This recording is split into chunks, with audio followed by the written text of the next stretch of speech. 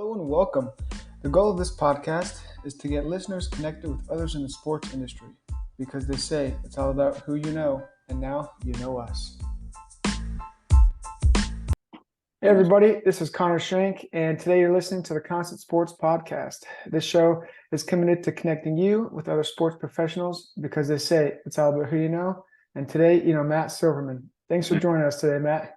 Yeah, I appreciate you having me, man. I appreciate you having me. Yeah, of course. And so today we're going to be talking with Matt, and he's the CEO and co-founder of Lionhearted Sports. And in this episode, we're going from marketing, agency life, day-to-day work stuff, sports business, and much more. So we're excited to get into it and kind of get it rolling here, Matt. Yeah, let's do it. Perfect. So I guess just to start, if so you've been with this Lionhearted Sports, and you had kind of an undergraduate degree in sports. So what made you kind of get into the sports business as a whole? What drew your attention to the industry? Sure. Yeah. So to kind of give you a basic background on me, I grew up just like almost everyone, loving sports, playing everything. And my uncle actually played in the MLB for a few years. He has four daughters, and they wouldn't want to travel from city to city to watch play. It was more like a chore to them at that point. So I had the opportunity, to hop on a plane at 7, 8, 9 years old and go from city to city, and really get that firsthand experience being in the locker room in the dugout with these guys, as well as seeing the relationships between athletes and their representation.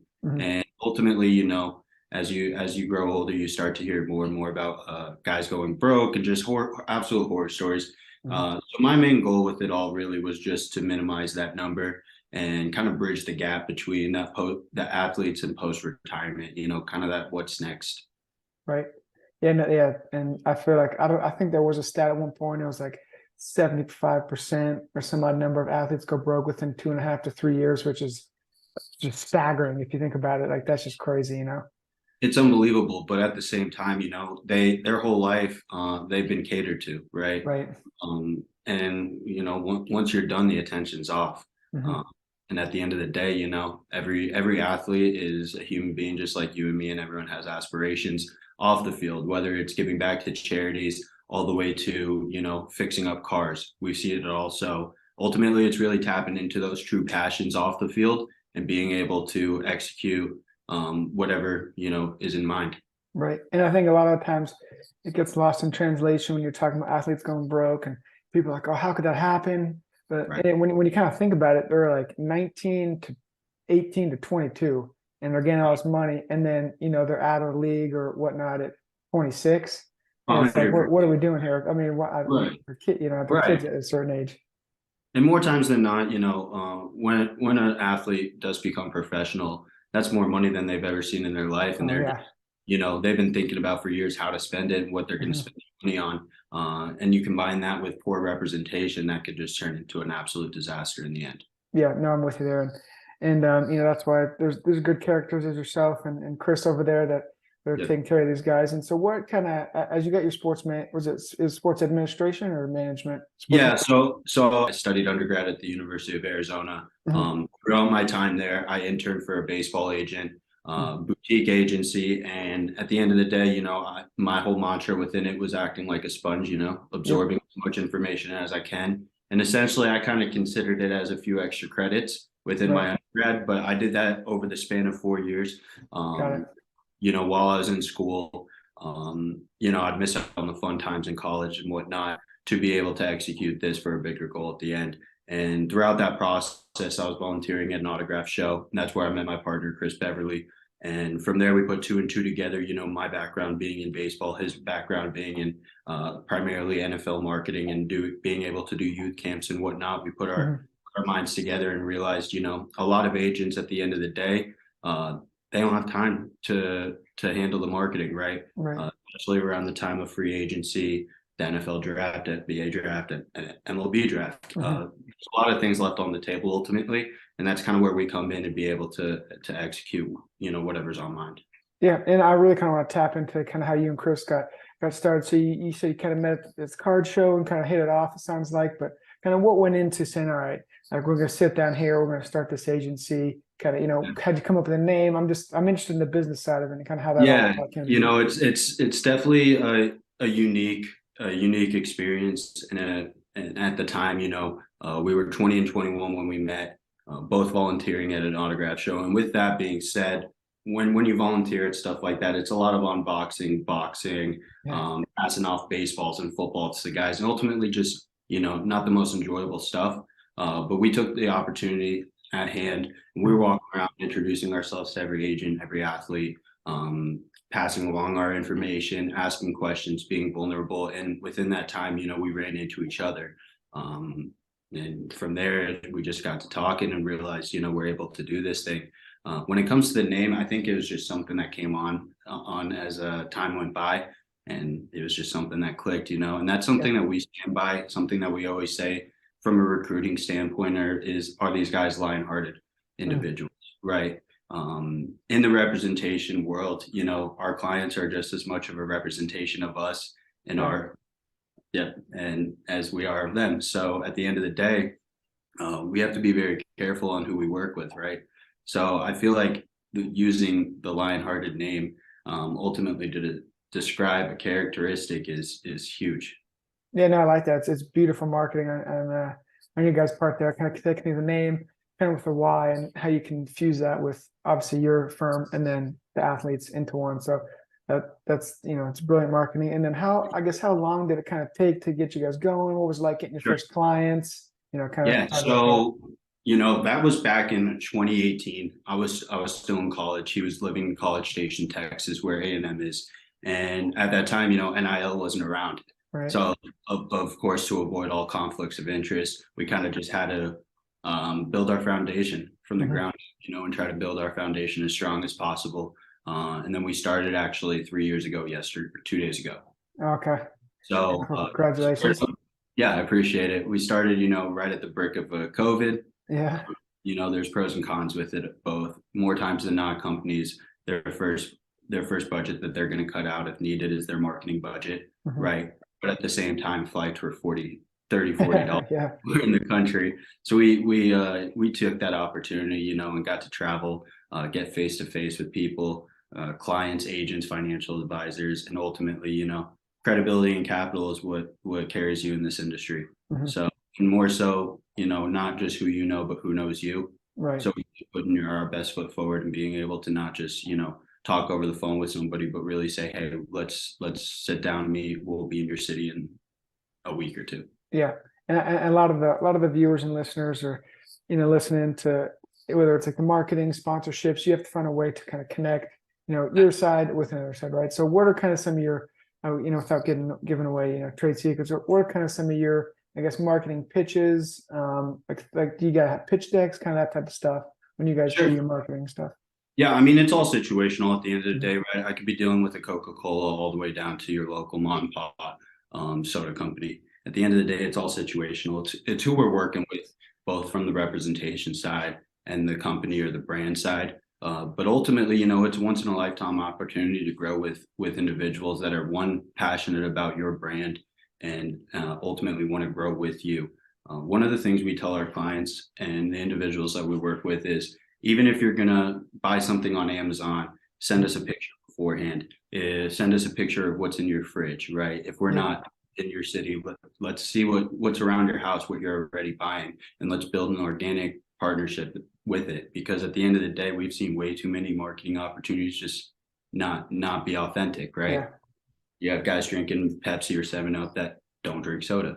Yeah. So, at the end of the day, how is this company or that brand going to see their return, and authenticity sells?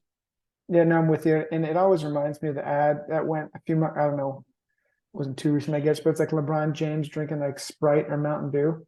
Yeah. It's like, I mean, do you think he's really, getting home after a game and knocking back a Mountain Dew? Like, I don't think so. But, Yeah. he has a bigger name. So it's like, that's a whole different story. 100%. A guy that spends over $1 million Yeah. in his own body isn't drinking Yeah. sugar. Yeah, there's no way. And then I guess as I'm pretty familiar with Lionheart Sports and some of the events you've done, but for the viewers that might not be, what are some cool events that you've been a part of recently, or I guess just in the totality of the 3 years that you've executed on? Yeah. So we've done a lot of cool things, whether it be on the marketing side or community relations, right? Mhm. So some things that come off the top of my head, there's a hurricane last year, 2 years ago in Texas, but it hit Louisiana just as hard and it wasn't very broadcasted. One of the athletes we work alongside, Donovan Wilson on the Cowboys, Mhm. is from Shreveport, Louisiana. So we were able to set up a water drive there and basically supply the entire city with water. Oh, Uh, we, wow. we had a line about 15 blocks down the street and we were just handing them out all day. Another thing that we do, or that we did that was awesome, was we hosted a youth camp last year in Houston for one of our clients on the Bengals. But with that, CBS picked up on it, right? And Okay. so it was a cool opportunity for them and their crew to kind of come down and we were able to show off what we were able to do. And ultimately, that was featured on their show, Beyond Limits, which basically just explains NIL and how athletes both and the professional level and in college are showcasing what they're able to do off the field. Yeah, no, it's huge, and that's sweet that they picked it up. And as you Yeah. guys are kind of getting spot, do you guys you obviously you probably do, but when you have events, do you get certain sponsors like to sponsor the event? Yeah. Kind of does that kind of the same process when you're doing that? Yeah, sure. So again, it's all situational, right? Ultimately, it comes down to what our clients want to do. More times than not, they want to be able to give back to their communities and provide Mhm. a free camp. And with that being said, not a lot of athletes want to put up their own money to put on a Mhm. free camp. So how do we do that, right? That all comes down to what our job is to go out there, call, ring, text everybody, Yep. LinkedIn, Instagram, however you want to use it and just get in front of people to be able to sponsor an event like that to give back ultimately to their community as well. Yeah, and I'm with there. And I guess where have you seen the most success personally with like the cold calling? Was it LinkedIn calling? I guess texting, emails, kind of in your experience. Yeah, I mean, we both know in the entertainment industry as a whole, your network is your net worth. Mhm. So I guess you could say really, I used that time in college to really try to build up my network and post graduation, use that time to network traveling wise. And everyone knows somebody at the end of the day, right? Yep. So, I mean, for me, I'm not really scared to ask questions if I need to. So I would say the most success we found is either word of mouth or reaching out to people on LinkedIn or Instagram to Mhm. be honest Got it. Yeah, no, and I think as you mentioned, the network being your net worth, and I think it's important as you kind of start meeting people, not at the beginning being like, okay, like I'm gonna befriend that person because like his buddy is the CEO of I don't know like Coke or something. It's like with you. that's Right, you're right. never gonna go anywhere doing that, right? It's got to be authentic, as we were saying earlier. Like everything about it's got to be authentic, even from your side. It's like okay, we're gonna kind of foster this, and maybe down the line we can work something out. Absolutely, absolutely. I feel like in the world of relationship building, it's the people first and then the networking after, right? You Yep. you, you connect with who you connect with. Right. No, yeah, I echo that and I'm aligned with that 100%. And then as far as, kind of you starting your own business here with Chris, what are some of the hats that you kind of have been wearing? I'm sure a lot of them, but what's a hat that you weren't like, okay, that you're wearing that you're like, oh, I wasn't prepared, maybe for to be in this position wearing this hat. Sure, sure. A lot goes into what we do, right? Yeah. Ultimately, we're handling mostly everything off the field for these guys. Hmm. One thing necessarily that I didn't expect fully going in was the full-time commitment. It's not a Right. 9 to 5, right? A lot of people, that work the 9 to 5 get to go home, relax at night, Yeah. watch a movie with their loved ones. This is a 24/7 thing. I wake up first thing in the morning and I'm making calls or I'm answering calls that I missed being on Mhm. the West Coast, having people call from the East Coast, right? Yeah.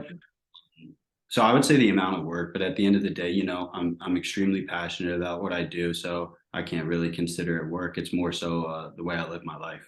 Right. Yeah, and I'm with you there. And I think that's specific kind of in the sports industry where it's not your typical 9 to 5s. And I've talked about this, in the past kind of previous podcasts, but for the viewers, thinking I'm repeating myself, but I feel like it really isn't though. Like even if you work for a sports team and you're like in the office from 9 to 3, like the game starts at 6, so then you're there from 6 to 10.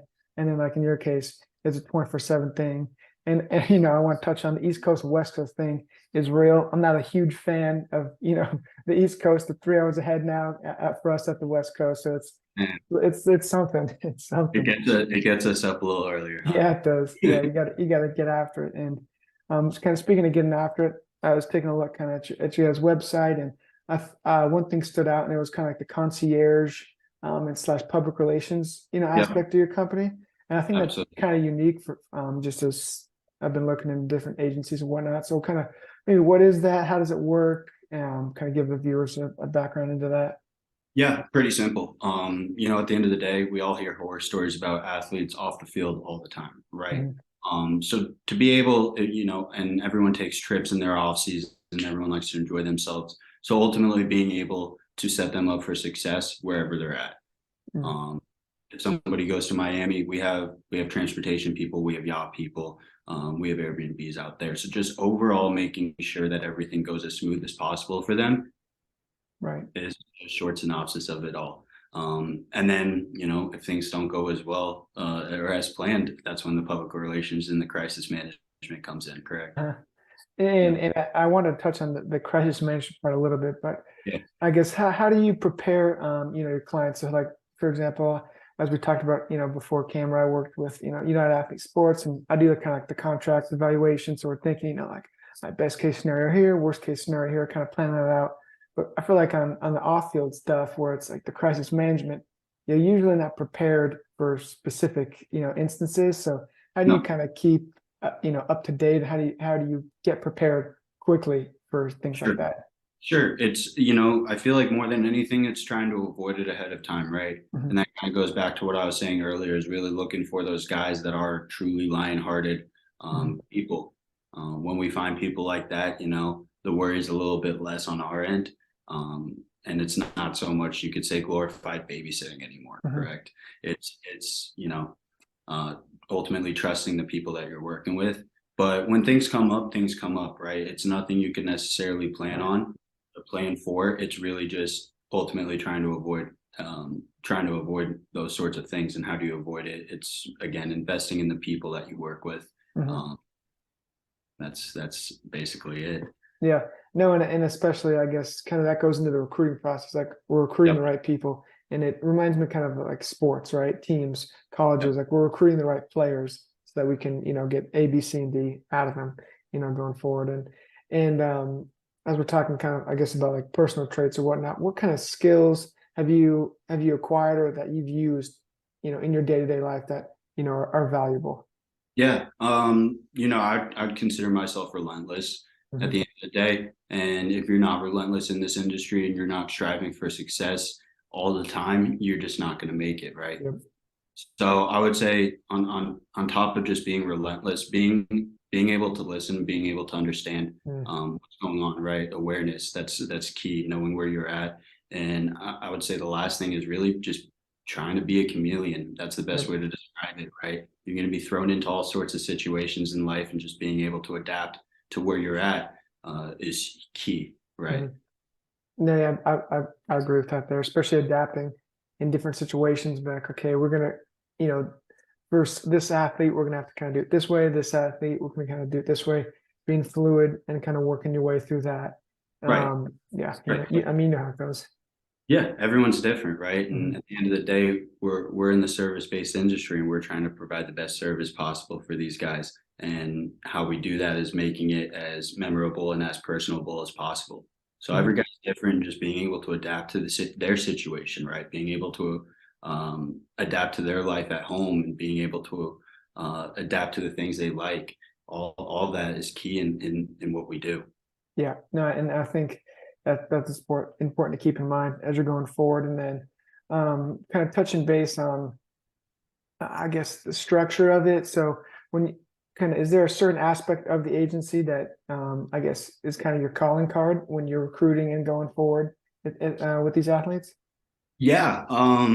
And again, it's situational Mhm. and things change over time. But at the moment, it's my age being able to relate to these guys Mhm. from a personal level. Um, a lot of guys, have don't necessarily have that father figure in their life, but they necessarily don't want to have that father figure with their agent as well.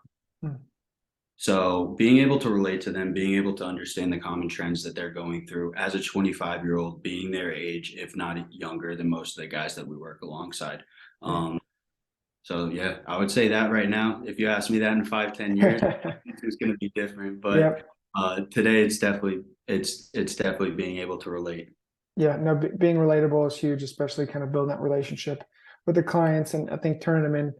I don't always love the word like clients, right? Because it's more Right. like it's like close friends, brothers at some point. Where it's not like if you treat someone as your client, I feel like that's kind of like they're not like Exactly. Exactly. And the way we word it really is the individuals that we work alongside, yeah, because we are working alongside these guys to make what they want happen to happen. mhm, So yeah, 100%, 100%. I feel like the word client more times than not is a little impersonal, yeah. right? And I agree. It always just reminds me of like a lawyer talking about like one of their clients, and it's like gives me a weird vibe. But Yeah. speaking in the industry, you hear a lot of I guess horror stories, or just people. It's like, oh, there's a bunch of sharks out there. So, Mhm. kind of in your opinion, have you seen that they take place, and kind of what are your thoughts on the industry as a whole? Oh yeah. When I was getting into the industry myself and cold calling agents and financial advisors left and right, my answer that I got more times than not was just don't get into the industry. It's a Yeah. dirty, dirty industry, and at the end of the day, everyone's hungry, right? Mhm. And everyone more times than not, people play dirty. So it's really about just staying true to who you are. Um, but yeah, to answer your question, there's been some horror stories without a doubt, and it's definitely not the beginning or the last of it.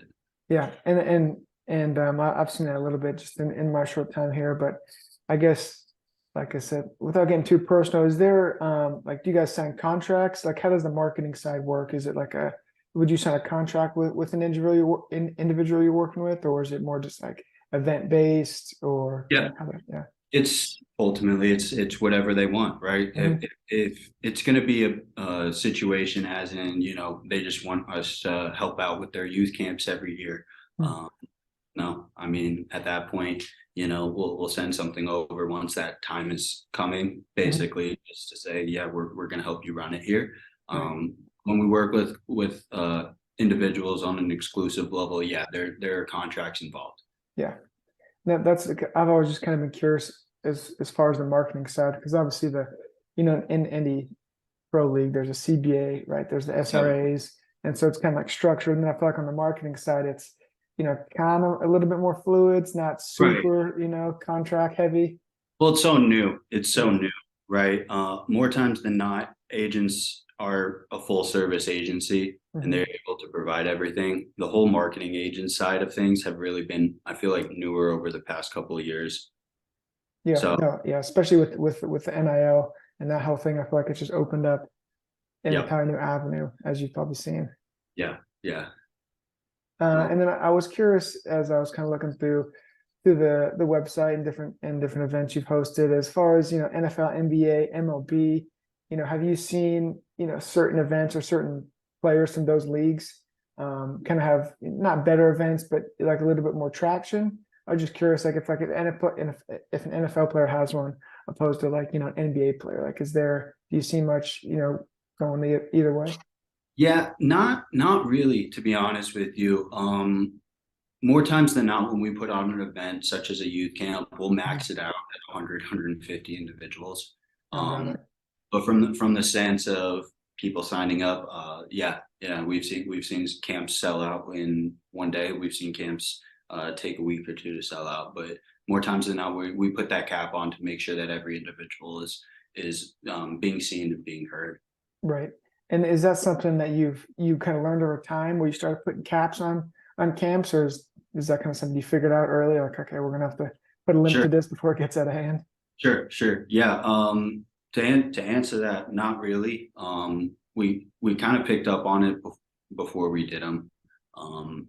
Again, going to crisis management, it's like how do we avoid these situations? And that was something that we talked about pretty early on. And again, just being able to do our homework and studying our colleagues and what they've been able to accomplish over the past couple of years, it gave us a pretty good idea and structure on how to do it. Yeah, no, I'm with you. And then as kind of, as you mentioned, structure and kind of going forward, how do you, I guess, prepare, as we talked about days, 20, your work days are 24/7, they're fluid, it's always moving and Yeah. grooving. So how do you kind of prepare for the unknown? A lot of people that are about to get into the industry are like, I always hear that it's 24/7 and I got to do this and that, and it's like unknown. So how do you prepare for what I like to call the unknown going forward? Yeah, I guess at the end of the day, just believing in yourself, believing in what you're doing. You hear more times than not that people that find success are the people that just tough it out. Mhm. And again, it's a tough industry. I've learned what I want to do by doing the things I didn't want to do and don't want to do, right? Mhm. I worked the grueling jobs. I've worked the jobs where I'm not getting home till 1, 2 a.m. to be able to ultimately put myself in this position, right? Mhm. So I guess figuring out what you don't want to do with that, kind of finding your forte within the industry can make it a lot easier as well and kind of clear up that unknown. Yeah. But at the end of the day, the people that don't take risks are the people that aren't going to take risks, Yeah. right? Right. Yeah. You're not going to go, not going to grow. Yeah, you need to be able to take those risks to be able to see that growth. Mhm. Um, so just believing in yourself at the end of the day, it's life, right? Things are going to pop up in your personal life as well, in your work life, that you're just not prepared for. But as long as you stay true to who you are and your core values, I mean, it is what it is, right? Yeah, no, yeah, I'm 100% aligned with you there. What's kind of next for Lionhearted Sports? You guys have some events coming up, is it Yeah. busy season for for your agency? Kind of what's next? Yeah, so this would definitely, I would say year round is pretty busy, but this is Mhm. definitely considered our busy time. We were planning about 5 to 6 youth camps this summer, which we're extremely pumped about, as well as just things that we're already planning right now, Mhm. going into the NFL season next year. I don't want to give too much away, Of course, yeah. of course, until the papers are signed, but Yep. definitely be on the lookout. There's some big things coming. Yeah, no, yeah, I didn't mean to back you up in a corner there and No, share you're good. details, but yeah, You're good. we'll keep the listeners on edge there and keep them waiting for the NFL season to roll around. But as you begin these events, as you said, kind of the busy season. How long in advance are we preparing for these events? Is this like last summer you've been prepping for them? Is it 6 months out? What does that Yeah. look like? Yeah, so the window looks around, the 3 to 6 month mark. Mhm. We first have to figure out the when and where and the Yep. why, more importantly. More times than not, one of the things we help out with as well is nonprofit development, right? Mhm. So it kind of all ties in together at the end of the day. So figuring out the when, where, why. Do you want to do it in your hometown? Do you want to do it in the city that you're playing in? Do you want to do both? And then with that as well, we have to have enough time, of course, to um, reach out to people and build those sponsorship packages as well. So Mhm. I would say about the 3 to 6 month mark. Perfect. Yeah, and I think especially that is a good enough time to give the brands and you kind of time to work together, especially for the sponsorship side, where if it's, last minute, you're trying to think of deliverables and then it's like, it's just, I think a lot of it needs to be prepared in advance, as you Right. know, and for the listeners that are just kind of, trying to get into the event space. I think events, everyone just shows up to an event like, oh man, look at this. Like, oh, my son's, Nuggets game tonight. Like this event's awesome. And it's like, there's so much went into that with the execution of the sponsors, the game day stuff. So just keeping Right. that in mind, as you're And, getting into and those. and a lot of people from the outside looking in think that this is such a glorified job, but at the end of the day, there's more times than not a ton of work being put in the back Yep. end of things and behind the scenes where nobody hears about, nobody sees about, and they'll never know. Yep. Um, but it's what keeps us going. It's Yeah. what keeps us going. And without it, you can't operate. Oh yeah. No, and you need all that, and you need it's kind of like the dirty work as you talked about in the beginning. It's like back, getting boxes ready and getting things ready. Whereas as the camp comes down, you're getting, registration forms that, people are signing, not physicals, but, in case they get hurt, you got all that stuff. You got to get the field space. Right. It's not just like, oh yeah, show up. Here we go. Right. Let's get it going. No, another thing that's huge in that space is insurance policies, right? What if a Mm, kid gets hurt at your camp? right. Just things people don't necessarily think about that just needs to be taken care of. If you're doing it at a high school, you have to be able to get in touch with the principal or the athletic director to Yeah. be able to put that space out. Right. So it's the smallest little details that you never hear about, never see, Mhm. um, but it's essential. Yeah, well, you can't just show up with 200 kids at the local high school and start running routes. It doesn't work like that, Right, you know. right. Is as you've moved forward in your career, have you attended like networking conferences, networking fairs, networking groups? Like, are there certain things that you've done to kind of, I guess, grow that side of your skill base? Sure. Not necessarily, I try to be in whatever city that the Super Bowl's in, Yeah, to be able to just network with my people. Again, this is such an interesting market, and there's only Mhm. so many people that one are in it and two understand it. Right. But if you know of any networking groups in the area, Yeah. please let me No, yeah, interested. for sure. Yeah, yeah. We'll get one going. But I was just curious lastly, kind of before we finish off here, is as you stay up to date in the industry, are you looking at other, maybe players camps that they've done? Are you looking at different, you're on Twitter trying to get sports related news? Kind of how do you stay up to date with all things, your individual players that you work with and stuff like that? Yeah, I mean, it's just doing your homework, right? Mhm. You had homework growing up in school and everything like that, and it's the same thing with this. It's being able to study other companies and what where they found success. It's studying individuals and athletes, what they like, what they don't like, Mhm. ultimately to provide the best experience for them off the field. Right. And I also think as you're doing your homework and studying, there's also all sorts of marketing trends and those types Right, of things that I feel like people, when they like want to be in like either athlete marketing or marketing, like there's a whole numbers game to it where it's, how many impressions, how many eyeballs are seeing this, how can that be turned into dollars that right, you got to right. take into account, Absolutely, absolutely. How many engagements Right. post could get? How many Hmm. engagements, even a commercial, anything along those lines? Yeah, Yeah. absolutely. Yeah, and then as we go forward, what are some or what is a piece of advice that you would like to give, yourself, maybe freshman in college, just graduating high school, getting into college that you would find helpful? Man, just stay true to who you are at the end of the day, and be the person that you needed when you were younger, to Mhm. whatever capacity it's at. We tell all of our guys that at the end of the day, everyone needs a little bit of something. So it's Mhm. just figuring out what you necessarily need and how to provide that to others.